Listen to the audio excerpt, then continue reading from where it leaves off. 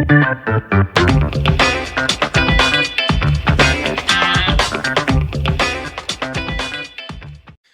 and welcome to another episode of the Real Estate Investing Club. I'm your host, Gabe Peterson, and this is the place investors go to gain actionable advice, learn about current market trends, and hear war stories from other professional investors out there in the field today. Before we get started, I have two quick housekeeping items for you. First, if you like this episode, we would very much appreciate a like, subscribe, and share. It is the best way to support the show and keep it running far into the future. Second, if you're a new investor looking to get started in real estate or an experienced investor looking to take your investing to the next level, I've created an ebook just for you that will cover how to find deals that are actually deals, how to finance those deals with little to no money down, and how to exit those deals for maximum value. On top of that, I throw in an insane amount of free bonuses that you'll have access to once you buy the ebook. All I charge is our admin costs to keep this show running. So if you're serious about real estate investing and want to create both active and passive income as an investor, head on over to the website at therealestateinvestingclub.com and click on the button that says get the ebook in the upper right-hand corner to grab yourself a copy. With that said, let's dive right in. Today we have a very special guest with us, ready to drop some investor knowledge on you. So buckle up, grab your pen and paper, and enjoy the ride. All right. Welcome back to another episode of the Real Estate Investing Club. Today we have Lou Brown with us from Street Smart Investor. Lou has been investing since 1976. So Lou is a true OG real estate investor. We are very excited to have him on the show. Lou, thanks for hopping on. Yeah, baby. I love that, Gabe. Yeah, I embrace that. I have been in the business for over 40 years, buying, holding, and selling property. I love the business. I can't find anything better than this, and I've been doing it ever since. Nice, man. Well, I'm super excited to have you on here because anybody who's been in it as long as you have, you have as much wisdom as the world can give you. So I'm glad you're here to share it with us. Well, Gabe, I'm going into my fifth real estate cycle right now as we speak, right? We're seeing things crash and burn all over the place. We're seeing agents daily reducing prices all across the country. And this is such an awesome time to be in this business. And of course, I learned a long time ago that you have to get with it and stick with it. And you have to have a business model that actually navigates these ups and downs, because definitely I have discovered, I didn't believe this before, I didn't know this before, but it's absolutely manipulated. You can absolutely guarantee that sooner or later the ups will become downs and the downs will become ups. And all you got to do is get with it and stick with it. I love that. That is, see, that's the only kind of wisdom that you get from being in the business for 40 years. So I'm glad you're here to share that. Before you mentioned cycles, you said 5 of them, that is great. I really want to go into kind of your experience and what you've seen in those 5 cycles. But before we do that, we always start with stories. We like to hear how people got into real estate. You got into it in 1976, which is 10 years before I was born. So I'm sure you got a great story. Why don't you take us back to the very beginning? How did you get into real estate? Well, it's a fascinating story. I was actually raised extremely poor. I was raised by my mom. She was a single mom.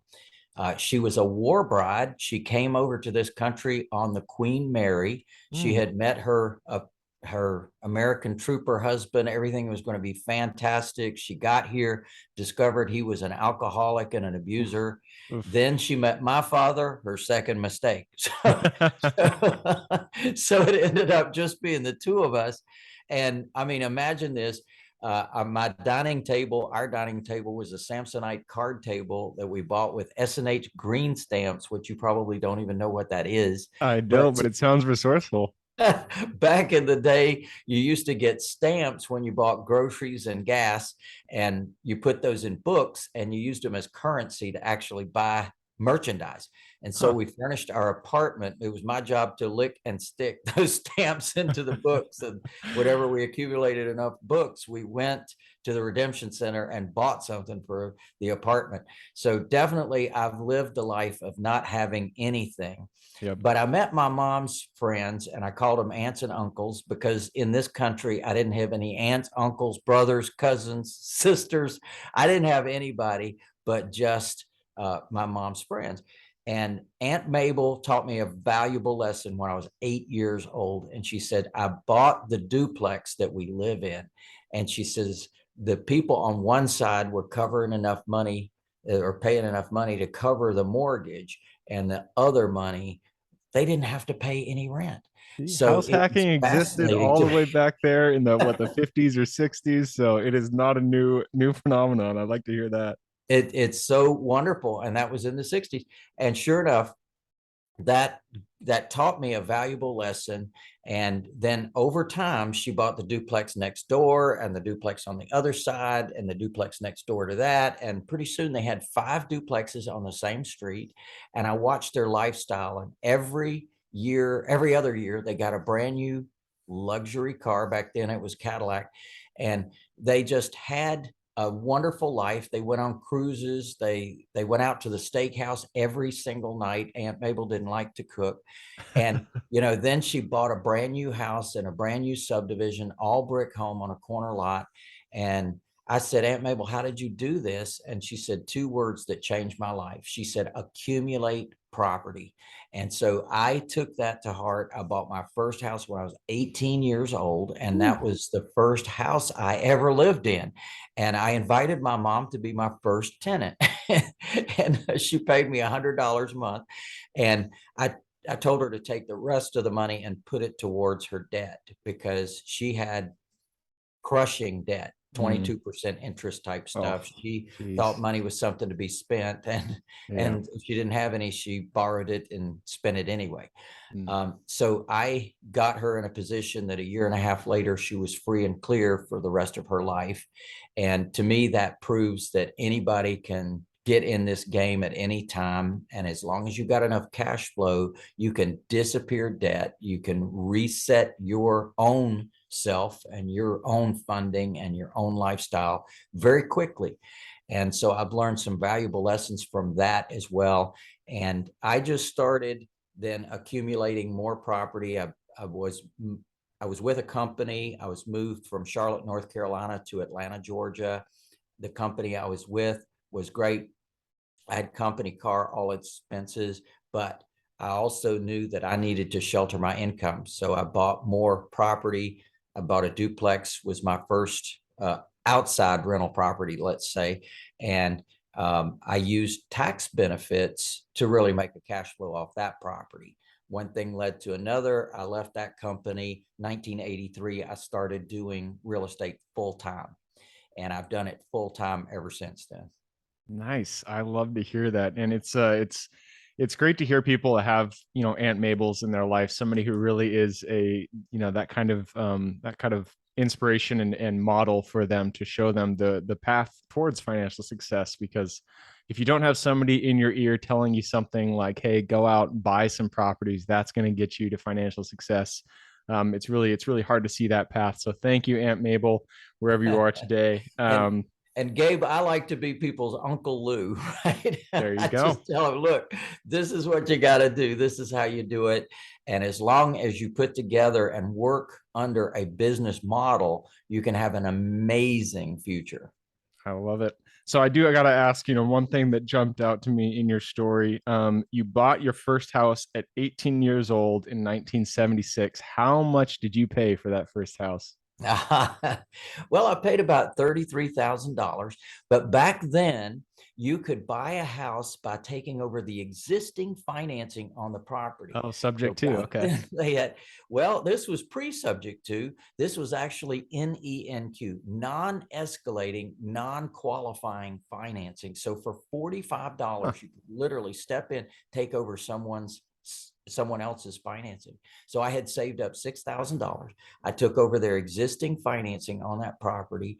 And a year and a half later, when I was transferred from Charlotte to Atlanta, I sold that property within 2 days. I made a 37% profit. And I Hey, said, can't yeah, shake your baby, finger at that. this is good stuff, man. I love it. And so as a result, they passed that law in 1982. It's called the Garn-St. Germain Federal Depository Institutions Act. And that was taking away my ability to do my taking over existing financing. I really didn't like that. So I read the law and I discovered that 1701J3D8C, way down into the law, I actually found an exemption. When someone places their property in trust for estate planning purposes, the lender, listen to this, is prohibited from calling the loan due. And so I said, yeah, baby, I need to learn about these trusts. And so I became a trust expert. I started studying it way back then, 1983. And I started teaching them in 1980. I started using them in 1983. I started teaching them in 1986. And I've been a user and a teacher of trusts ever since then. And it has changed a lot of people's lives, because that whole thing, like you said, subject to, that was born out of that law and out of the ability to step in, but you got to use trusts to do it safely. It's interesting timing, because my dad has been ragging on me to put things into a trust. I put all my properties into LLCs, but he's been saying I need to put them into trust. So you're the second one, the second voice in my head saying that. Once again, your dad is right. Don't tell him that. Don't tell him that. I want to get more into that, because I do want to understand a little bit more of the benefits of trusts. But before we jump into that, you've mentioned you've been through cycles, so I want to backtrack just a little bit. And you've gone through 5 cycles, and we all know real estate goes through cycles. If you're in it long enough, you're going to see the ups, you're going to see the downs. So what is, we're in a down cycle now. What is the advice that you could give to, new beginning investors who are just getting into it? What is the advice you could give them in the down cycle? Gabe, one of the big fears that people have is, well, in this declining market, am I paying too much? Am I going to make a wrong move? And my answer is, and what I discovered in the last downturn. Now, back then, I was doing a lot of rehabs. I was buying houses right. I was buying them cheap. I was buying them at auction. It was awesome. And I was doing magnificent rehabs, granite and columns and all kinds of wonderful things, popping out dormers, doing all kinds of amazing stuff. And when they stopped the music, like musical chairs, when they stopped the music and I was left standing with 12 properties on the market, because we were rocking and rolling, man. People were buying houses. They were raising their hand. We love your stuff. Where's your next one? And all of a sudden, and they didn't send us a memo and say, we're not financing anything anymore. They just all of a sudden cut off the music, and you keep rolling thinking everything's fine. You keep accepting contracts from people and they keep not funding them, and it just kept pushing the ball down the road until I finally realized, hey, this ain't going to happen. And so I flipped the script and I said, I'm going to go find my buyers. I'm going to be the bank for them. And I created a whole new system out of that. It's called the House Monster. And what I do now is find the buyer before I even buy. And I have a process by which we find those buyers.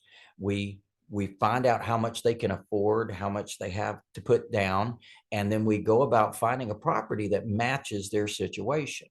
So out of that, I created a stepped process. We call it the path to home ownership, where we help deserving families, regardless of credit or financial background, to end up with home ownership. So I created this brand called Certified Affordable Housing Provider, where I teach entrepreneurs how to do exactly that. So in their own local markets, they can find those buyers and then go about not only finding a property for them, but actually having them involved in the process of finding the property. So we engage our buyers. And this is throughout the country, by the way. I have licensees in all 50 states that are doing this, and we're having magnificent results from it. Because look, these are folks that otherwise wouldn't be able to qualify for a loan the traditional way. So we're actually working with them, and they join our membership, and then we start looking, we look at their credit, we look at their down payment, look at how much they can afford on a monthly basis. Then we back into a property that'll match their situation. Interesting. Okay. And you're not dependent on financing. I'm assuming you're giving, or the end, you're offering seller financing in order to get these properties sold. That's right. In fact, I don't see it here, but we have a program called the Path to Home Ownership. And that program is actually to look at that person and put them into the level that matches their situation right now. So we've got rent, rent to own, owner finance, and cash sale. So sometimes they have good enough credit and good enough down payment, they can actually qualify at our platinum level. If not, that's the gold level. That means they have at least 10% to put down. If not, then they qualify at our silver level, which means they have at least 3.7% to put down. And if not, they qualify at our rent level, which means they have at least 1% to put down as a move-in fee. So all of that is inside of our membership. And as a result of that, we're able to work with that client, and literally our paperwork is designed so we can move up, and move them up till eventually they can get good enough credit and good enough down payment to purchase the home with a brand new loan from the bank. Nice, man. I love it. And that just goes to show in real estate, it is all about being creative. It doesn't matter what person's situation, you can always make something work. The original conversation we were in was about cycles, and to tying it back to that, you're saying that even when you're down in the bottom cycle, when you're going into the trough, there's still ways to get creative to make those deals work. And it's all about the business model that you apply. Exactly. And think about it this way, that our people that are moving in, I'm getting a hunk of money when they move in. I'm getting a cash flow on a monthly basis. I'm getting another chunk of money when they actually pay us off. And so we call it bits and pieces and hunks and chunks. So up front, they're paying a $50 membership fee, all the way through to we're earning money when they finally do buy the house for all cash, or we take that note that we've created with them, pledge it as collateral and borrow against it, or we sell that note, or we sell a partial off of that note to create cash back to a company. So there's a lot of different ways that we can gen a big, not only profit, but income as well. And so we're looking at the big spectrum. So when we talk about these up and down and sideways markets, this has allowed me to completely navigate that and what I call flatten the curve. So as a result, it doesn't matter whether real estate is going up or down, because I'm being driven by my customer, and I call it a customer-driven company. So we're literally creating a customer-driven company. Nice. I love that. And the cool thing is that model works to an extent in commercial as well. I'm looking to sell a property right now that won't sell with the interest rates that are going on in these markets. But because I can offer something like seller financing, we can make it work for the buyers that are out there. It's all about being creative, and I love to hear that. I'm going to move us on a little bit because, as I mentioned, this is a shorter podcast, and I do want to get to trusts. So let's go back to trusts. Give me first an overview, and then what are the main reasons why someone would want to put their properties into a trust versus just leave them in an LLC like I'm doing? Gabe, it's one of the most incredible, amazing things in my entire life that I was forced to learn, because remember, they took away my NE and Q loans, and I had to go learn about trusts. And what a gift from God. Thank you very much, because this has about 30 different benefits that you cannot get from any other entity, not a corporation, not an LLC, not a limited partnership. You can only get these benefits from trusts. So I call it privacy, protection, profits, and probate avoidance, the 4 P's of success. And because of this protection model, you're literally able to purchase the properties get your name off public records in terms of an owner, get your properties out of the one basket. I always laugh when people talk about LLCs because generally speaking, they put all their eggs in one basket. So if tenant falls downstairs, whatever may happen, we know we've seen all the crazy headlines about decisions that have been made by juries of your peers. Well, you might as well say juries of your non-peers are the ones that are making those decisions. And so as a result, they're going to attack the basket. Forget about you. They're going to attack the basket that's got all the goodies in there, all the equity in there. So what I teach people to do is put each property in its own trust. So it's isolated and insulated from liabilities that may exist with the other properties. And then below that, the beneficial interests are not published on public record. So no one sees who the actual owner is. And by the way, they're not the owner. The trust is the owner of the property. The only thing that the beneficiary gets is an interest in the avails and proceeds which may flow from the property. So as a result, you've isolated the property into the trust, and then whatever falls out the bottom, which means tax benefits as well as income, you get all of that because you're a beneficiary of the trust. Huh. And so do you like each of my properties, I put them in their own individual LLC. So do you first put it into an LLC and then put that No LLC way. into the trust, or No you just way. We're completely done skip with the LLC? LLCs. No more LLCs. Okay. So what happens is with LLCs, you have annual dues, annual fees, and annual tax returns. Right. So Super you've got annoying. a whole obligation in that world that you do not have with trusts. Huh. Trust is a contract. It's a contract between the trustee and the beneficiary. So as a result of it being a contract, you don't have all those obligations. It is not an entity of the state. So LLCs, corporations, and limited partnerships are creations of the state, or what I say, creatures of the state. However, a trust is not. Trusts got here first. Trust came over on the Mayflower. So the concept of trust goes back literally centuries.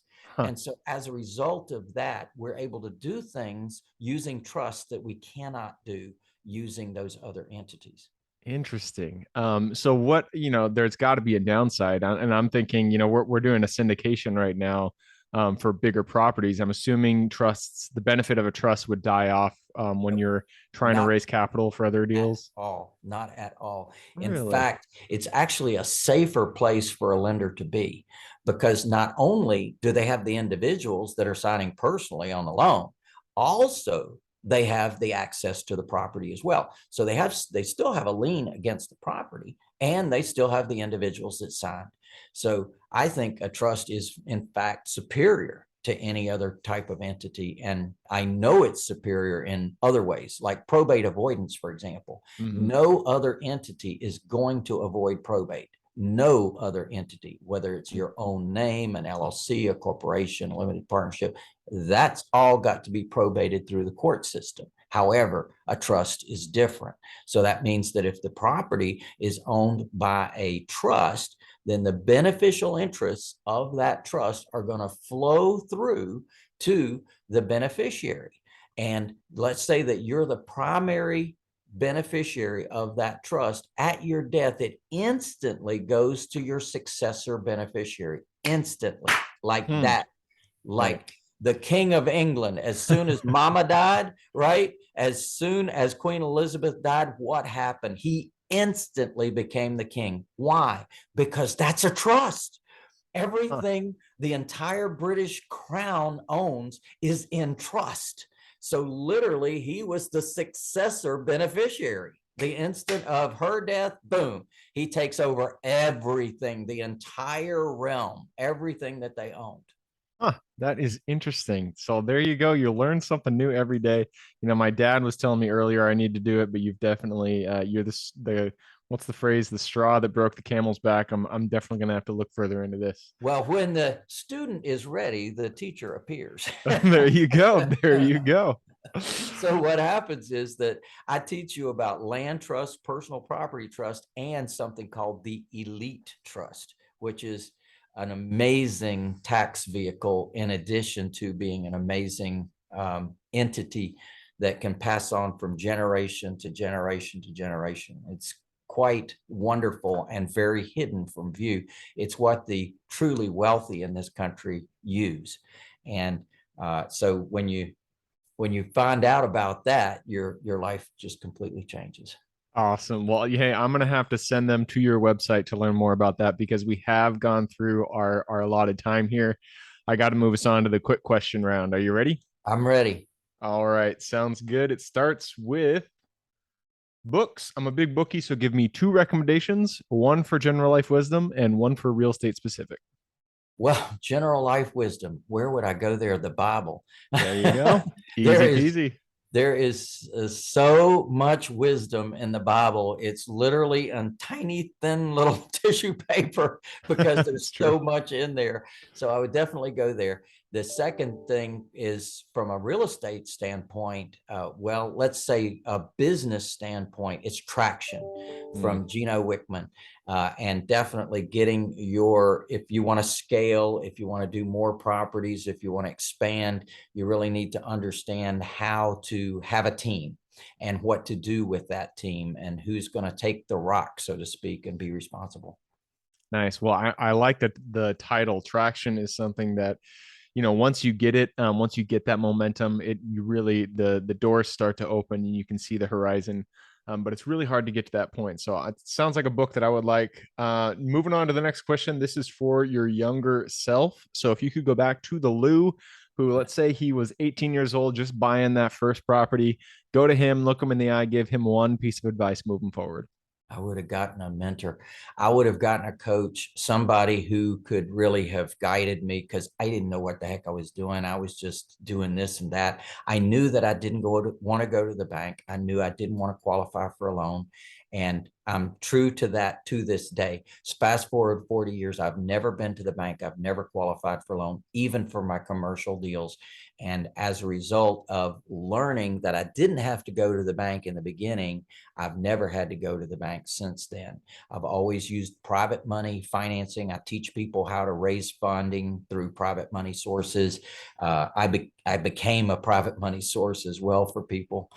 So I've loved that, and definitely knowledge is power and money. So knowledge is a great thing to pass on to other folks and say, you can try to wing it, or you can make sure that you actually are guided through the process. You will pay for it one way or the other.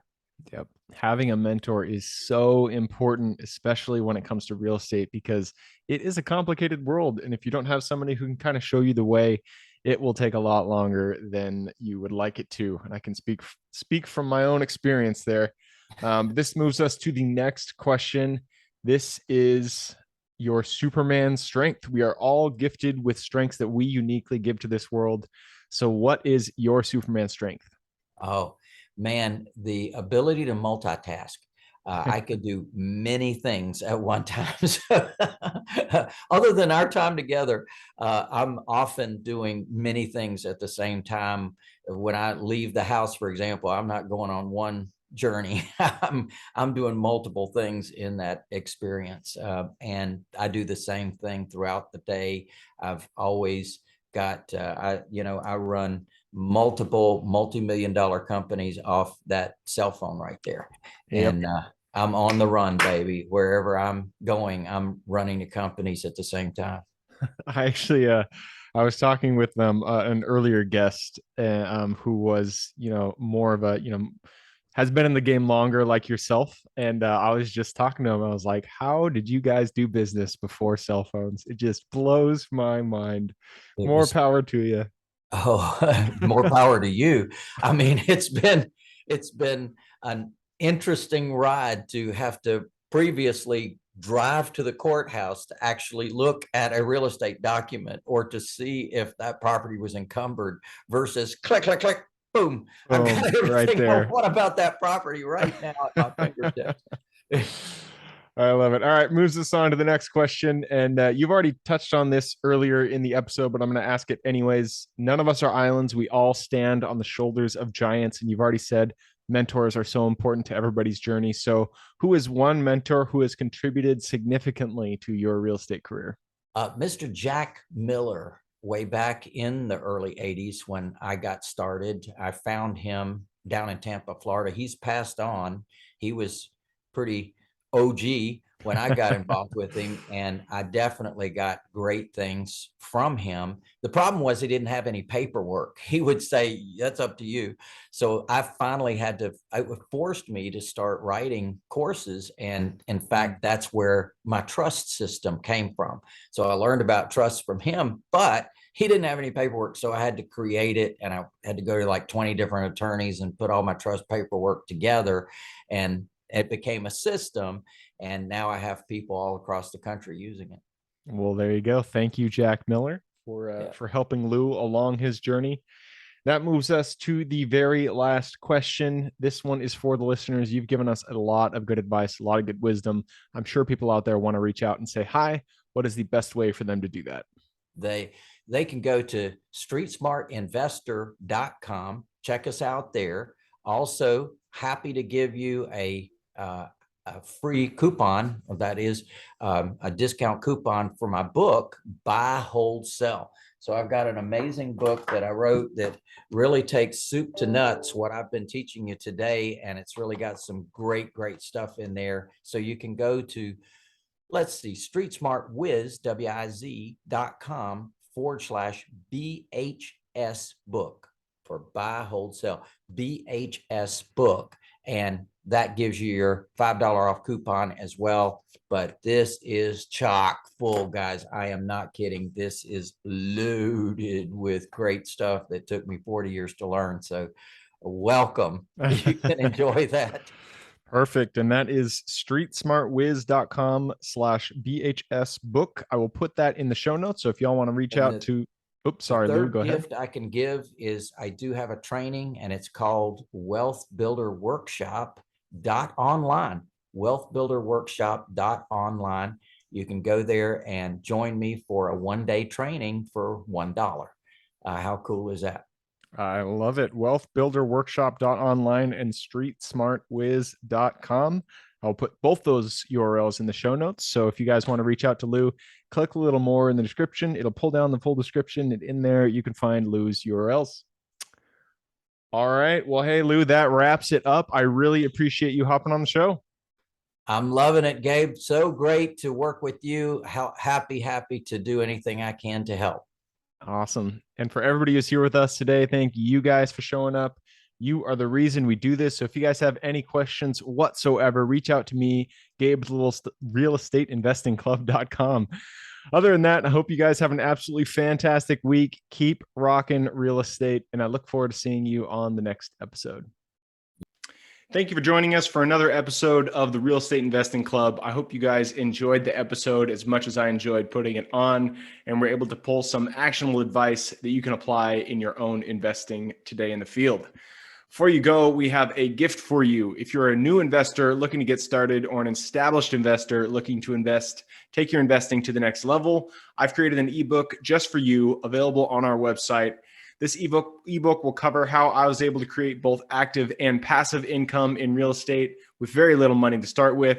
In it, I will address the 3 most often cited obstacles new and veteran investors run into by showing you how to find deals that are actually deals, how to finance a deal with little to no money down, and how to exit those deals for maximum value.